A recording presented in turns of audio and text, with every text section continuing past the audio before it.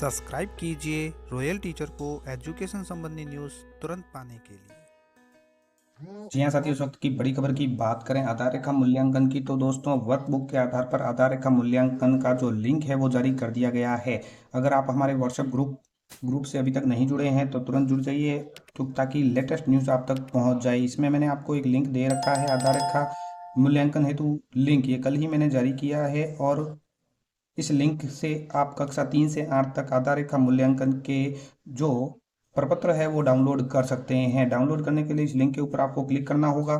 तो जिस क्लास का आप करना चाहते हैं उस क्लास का आप कर सकते हैं। आपको गूगल ड्राइव ओपन होती हुई नजर आ जाएगी और वहां से आप इसको डाउनलोड कर सकते हैं। ये किस लिए करना है, तो इसके संबंध में कार्यालय निदेशक माध्यमिक शिक्षा राजस्थान बीकानेर की ओर से शैक्षिक सत्र 2024-25 में कक्षा 1 से 8 के विद्यार्थियों के सर्वांगीण विकास, अध्ययन की निरंतरता, शैक्षिक उद्देश्य की प्राप्ति हेतु विस्तृत एकेडमिक दिशा निर्देश जारी किए गए हैं। तो ये विस्तृत एकेडमिक दिशा निर्देश जो जारी किए गए हैं वो सत्र 2024-25 के एकेडमिक सत्र के लिए है। हालांकि ये एकेडमिक जो प्लान दिया गया है वो काफ़ी लंबा चौड़ा है, जो आपको व्हाट्सएप के माध्यम से मिल गया होगा। तो आप इसका अच्छी तरह से एक बार अध्ययन कर लीजिए। यहाँ मैं आपको पूरा विस्तार से नहीं बता पाऊंगा। इसमें जो कार्य योजना बताई गई है वो भी आप देख पा रहे होंगे। कक्षा 1 व 2 के लिए प्रथम 3 माह की क्या कार्य योजना रहेगी, आरंभिक गणना भाषा और साक्षरता के संबंध में उसमें क्या रहेगा, द्वितीय माह में क्या रहेगा। इस तरह से इनकी सभी की कक्षा 3 से लगा के 1 से लगा के 8 तक की कार्य योजना दी गई है। इसका आप अध्ययन कीजिए और अध्ययन करने के बाद विद्यार्थियों के लिए जो प्लान बताए गए हैं उस प्लान के अनुसार आप अध्ययन विद्यार्थियों को भी करवाइए। और इसके साथ साथ यहाँ पे जो अंग्रेजी, गणित, हिंदी के लिए जो लिंक दिए गए हैं उस लिंक को मैंने आपको दे दिया है व्हाट्सएप के माध्यम से।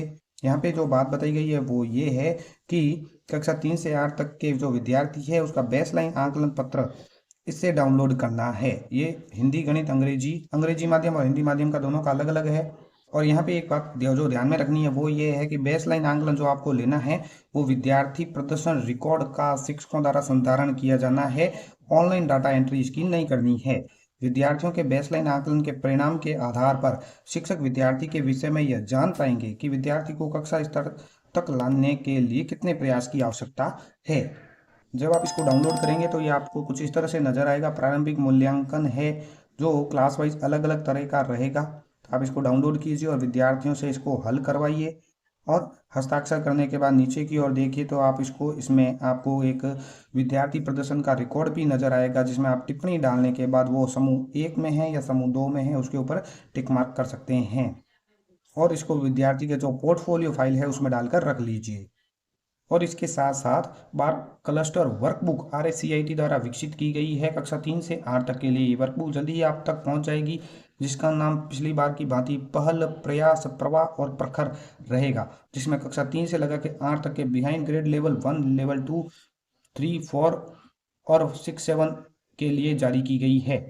ये वर्कबुक कई विद्यालय में पहुंच चुकी है और कई विद्यालय में अभी भी पहुंच रही है, तो जल्दी पहुंच जाएगी आप तक।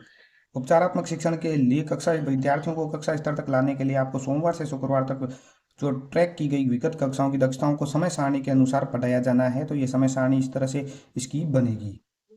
और इस रचनात्मक मूल्यांकन में विद्यार्थी के प्रदर्शन के आधार पर शिक्षक द्वारा सोमवार और मंगलवार को प्रथम कालांश रीटीचिंग का पीरियड होगा, यानी उसको रीटीचिंग करवानी होगी। और विद्यार्थियों को जो रीटीचिंग और उनकी शंकाओं को दूर करने के लिए प्रत्येक शनिवार विद्यार्थियों की रचनात्मक मूल्यांकन वर्कशीट की जांच कर उनकी दक्षताओं की पहचान करें, जिनका पुनः शिक्षण किया जाना है। और जो इस दक्षता में संघर्ष कर रहे हैं विद्यार्थी, उनको सोमवार मंगलवार को पहले कालांश का उपयोग किया जाना है।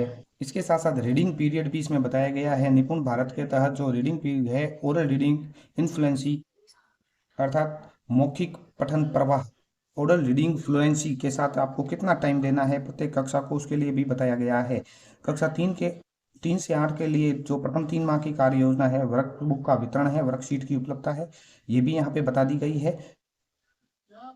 और एक बात जो पहले ही आपके साथ साझा की जा चुकी है कि वर्कशीट शाला दर्पण के शिक्षक लॉगिन से डाउनलोड के लिए उपलब्ध होगी। तो वर्कशीट अभी उपलब्ध नहीं हुई है, जब भी होगी तो आपको बता दिया जाएगा। डेटा के आधार पर पढ़ाने के लिए शिक्षक दक्षताओं का चयन करें। वर्कबुक की उपलब्धता तक शाला दर्पण से वर्कशीट डाउनलोड और मुद्रित कर वर्कशीट सभी विद्यार्थियों को साझा भी करें। इसके लिए सभी के लिए अलग अलग दायित्व निर्धारित किए गए हैं। जो पीओ, यूसीओ है, डीओ है, सभी के लिए दायित्व है। तो यहाँ पे हम बात करेंगे संस्था प्रधान के जो कार्य दायित्व रहेंगे और रेमेडिएशन प्रभारी के क्या दायित्व रहेंगे। तो संस्था प्रधान का दायित्व रहेगा कि विद्यालय स्तर पर इसके प्रभावी क्रियान्वयन हेतु विद्यालय में एक शिक्षक को रेमेडिएशन प्रभारी नियुक्त करें, जो पूरे विद्यालय के कक्षा 3 से 8 के विद्यार्थियों के पोर्टफोलियो संधारण करेगा और रेमेडिएशन से संबंधित संपूर्ण गतिविधियों का संचालन और मार्गदर्शन हेतु उत्तरदायी होगा। सभी प्रधानाध्यापक और प्रधानाचार्य सुनिश्चित करेंगे विषय अध्यापकों की मैपिंग शाला दर्पण पोर्टल पर अपडेट होनी चाहिए। संस्था प्रधान यह सुनिश्चित करेंगे कि आकलन से पूर्व अतिरिक्त अभ्यास परीक्षा आयोजित की जाए, जिससे विद्यार्थियों का पर्याप्त अभ्यास हो सके। तो ये संस्था प्रधान के रहेंगे। और रेमेडिएशन प्रभारी है यह सुनिश्चित करेंगे कि उपचारात्मक शिक्षण से संबंधित सभी संचार और पत्र इत्यादि सभी शिक्षकों के साथ साझा किए जाएंगे। उपचारात्मक शिक्षण के दिशा निर्देशों पिटारा का उपयोग, शिक्षक ऐप, पीटीएम के संचालन और अन्य महत्वपूर्ण दिशा निर्देशों आदि से श्रमिक भी अच्छी तरह से परिचित हो तथा अपनी संस्था के समस्त अध्यापकों को भी इसके उपयोग के लिए प्रोत्साहित करे। सभी शिक्षकों को शैक्षणिक दिशा निर्देशों से परिचित कराए, उन्हें वर्कशीट चयन, सुधार, वर्कबुक उपयोग, विद्यार्थियों को पढ़ने की प्रभावशीलता यानी रीडिंग फ्लुएंसी और बोधन क्षमता रीडिंग कॉम्प्रिहेंशन के विषय में जानकारी देवें। साथ ही कक्षाओं में गतिविधि आधारित शिक्षण के उपयोग को प्रोत्साहित करें। इन सभी के लिए सत्र 2024-25 में एकेडमिक सत्र में विभाजन किया गया है।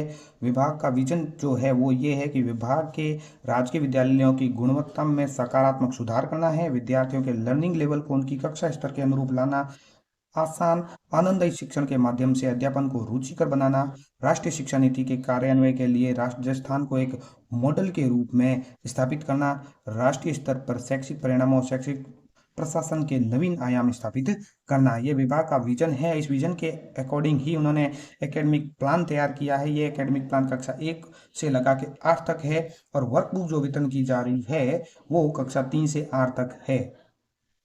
आपको इस आधार पर कालांश विभाजन करना जो मैंने आपको दिखाया है और उस तरह से शिक्षण करना, रीडिंग कॉम्प्रिहेंशन और रीडिंग फ्लुएंसी दोनों में ही आपको काम करना है। और इसके साथ साथ उपचारात्मक शिक्षण की जो समय सारणी है वो आप इस तरह से निर्धारित कर ले सकते हैं।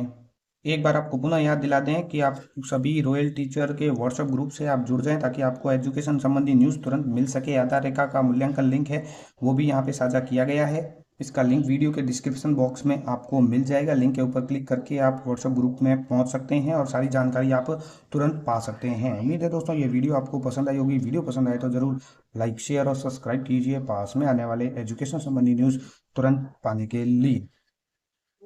ये वीडियो आपकी हेल्प के लिए बनाया गया है। इसमें किसी भी प्रकार का विरोधाभास हो तो विभागीय आदेश और प्रोसेस को ही प्राथमिकता देवें। इस आदेश को दोस्तों मैंने आपको पूरा पढ़ के या समझा के नहीं बताया है। जो हल्का हल्का मेन पॉइंट थे वो मैंने आपको समझाए हैं।